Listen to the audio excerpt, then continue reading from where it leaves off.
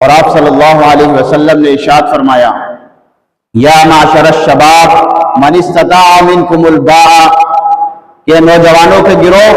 تم میں سے جو نکاح کی قوت اور طاقت رکھتا ہے فلیتزوج، تو وہ اسے چاہیے کہ وہ نکاح کرے، شادی کرے، فإنہ اغض للبصر، اس لیے کہ یہ نگاہ کی پاکیزگی کا ذریعہ ہے، وأحسن للفرج، اور یہ شرمگاہ کی پاکیزگی کا پاک دامنی کا ذریعہ ہے، ومن لم یستطع فعلیہ بالصوم، فرمایا کہ جو استطاعت نہیں رکھتا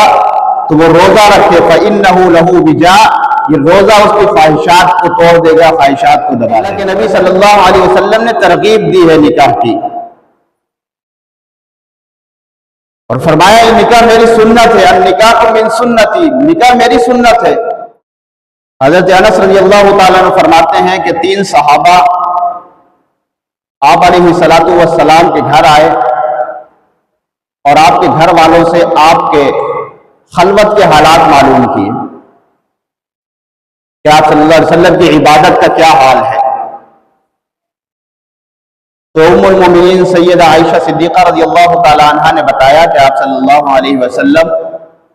روزہ بھی رکھتے ہیں اور ایسے دن بھی گزرتے ہیں کہ روزہ نہیں بھی رکھتے، نفلی، اور آپ صلی اللہ علیہ وسلم رات کو عبادت بھی کرتے ہیں اور رات کو سو بھی جاتے ہیں، آرام بھی کرتے ہیں۔ اب جس سے محبت اور عقیدت کا تعلق ہوتا ہے تو انسان کا اس کے بارے میں بڑا اونچا اونچا خیال ہوتا ہے اور پھر خود ہی اس کے بارے میں تعویلات کرنا شروع کر دیتا ہے۔ تو یہ صحابہ نے جب آپ علیہ السلام کے احوال سنے تو کہنے لگے کہ یار اللہ کے نبی صلی اللہ علیہ وسلم کو تو اتنی عبادت کی ضرورت بھی نہیں ہے، وہ تو بخشے بخشائے ہیں، لیغفر لک اللہ ما تقدم من ذنبک وما تأخر، تو اللہ کے نبی صلی اللہ علیہ وسلم تو بخشے بخشائے ہیں، انہیں تو اتنی عبادت کی ضرورت نہیں ہے۔ تو ایک کہنے لگا کہ میں آج کے بعد روزے رکھوں گا، کبھی افطار نہیں کروں گا، اتنی کثرت سے روزے رکھوں گا۔ دوسرے نے کہا کہ میں ساری رات جاگ کر اللہ کی عبادت کروں گا، سوؤں گا نہیں۔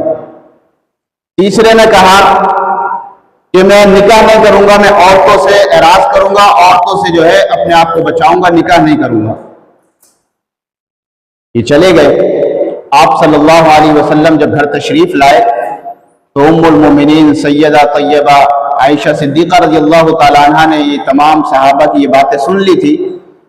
تو آپ علیہ السلام سے عرض کر دی کہ یا رسول اللہ آپ کے 3 ساتھی آئے تھے آپ کی عبادت سے متعلق، آپ کی خلوت سے متعلق،